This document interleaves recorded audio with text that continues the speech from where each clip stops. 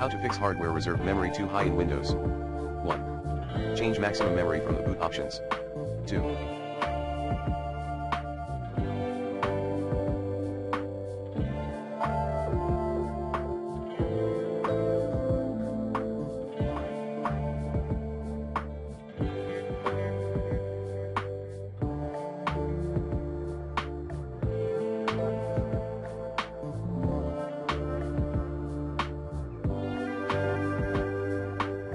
Optimize the virtual memory. 3.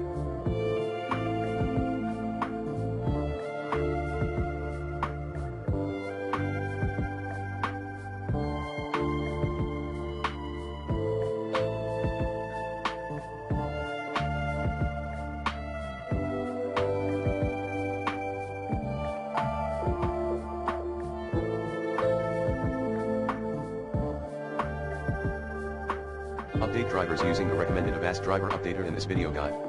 4. Update BIOS. 5.